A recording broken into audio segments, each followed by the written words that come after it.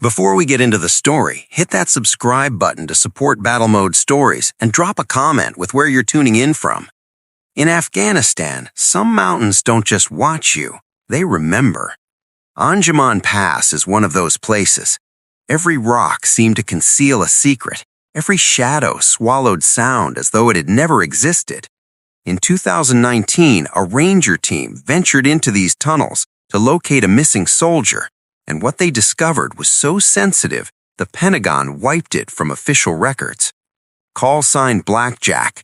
I'm Elias Ford, former commander of the 75th Ranger Regiment's Black Veil team. What I'm about to tell you will make you question everything you think you know about the hidden world in these mountains. At 12,000 feet, the air cuts into your lungs as if it's trying to push you back. October winds slice through Crye precision combat uniforms like paper. Granite Forward Operating Base rested on a jagged ridge overlooking Panjshir Valley. The FOB, built from containers and HESCO barriers, looked like it might tumble down the slope at any moment. We weren't supposed to be here. The Black Veil team operated under Task Force 710, a unit that exists nowhere on paper. Officially, our mission was high-altitude reconnaissance, target elimination, and restricted zone rescues. Unofficially, it meant going where conventional forces wouldn't dare. My team was hand-picked for this terrain. Sergeant Milo Hart, 29, a hunter from the Rockies, could track ghosts across granite. Corporal Jared Lell, the comms and EW expert, looked like he belonged behind a desk but could fix anything electronic under fire. Specialist Ramon Calder was our breacher, silent and lethal. Finally, Private First Class Owen Bra, 22, fresh out of Ranger School, quick to learn and unnervingly focused, like he already knew what he'd find. Our briefing came October 23rd, 0430 hours. Lieutenant Colonel Morrison pointed to a topographic map highlighting a tunnel network 15 kilometers northeast. Corporal Davis Kim went missing here 72 hours ago during solo recon, he said. No signal, no trace, clear weather, no reason for comms failure. Lell examined the tunnels. Not natural, maybe Soviet era, maybe older. Locals avoid them, no Taliban signatures. Hart's brow furrowed.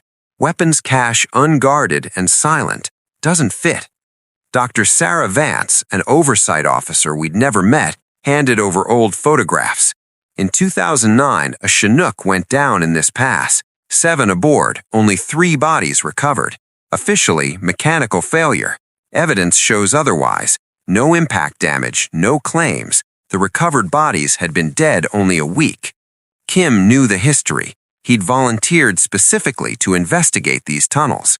We deployed at 0600 hours with 2 MRS-4 vehicles, climbing gear, and comms tech packed to the brim. The Anjuman Pass stretched like a scar through the Hindu Kush, stone rising into clouds that didn't move. Hart spotted markers, stone stacks facing away from our approach. Bra whispered, warnings. At 0847 hours, we reached Kim's last GPS ping. The tunnel entrance was a perfect rectangle in the cliff. No Taliban signs, just darkness exhaling cold air. Lell keyed Kim's frequency. A faint rhythmic click answered. Not Morse, something inside the tunnel itself. At 0912 hours, we entered. Temperature dropped drastically. Walls were unnaturally smooth, machine-carved. The clicking grew louder, echoing in our chests. Heart froze. Movement. Thermal optics revealed a lone figure ahead. Human-shaped, but mechanical in motion. Corporal Kim, I called. No response. The figure turned slowly. Waxen skin, empty eyes, mouth moving silently. Every instinct screamed to fire, but I held. Bra stepped forward, recognition in his eyes. Kim's voice echoed, distant, filtered. They've been waiting for you. The figure smiled, a grotesque, unnatural smile, and retreated into darkness. We followed. Walls shifted from machine smooth to rough stone, etched with strange markings, ancient, geometric, disorienting. Hart traced fresh burrs on edges dusted with centuries of neglect. Lell's instruments screamed contradictions. GPS, pedometer, barometer readings impossible for the environment. The tunnel opened into a vast chamber, cold and silent. At its center, Kim stood beside a carved altar-like structure, pulsating with faint light. Kim's movements perfectly synchronized with the room's rhythmic hum. Bra stepped forward. "It's what I've been looking for," he said quietly. Recognition dawned in his eyes, fear, awe, and something older than memory. I gave the order we should never have taken. "Stay alert, move closer." The air thickened. Symbols on the walls seemed to shift when we weren't looking. Shadows stretched and warped. Kim extended his hand toward Bra. The light flared. The chamber trembled. We retreated, dragging Bra and keeping a line on Kim. Extract was silent, the tunnels swallowing the sound of our boots. The Anjuman Pass returned to its timeless vigilance, as if nothing had happened.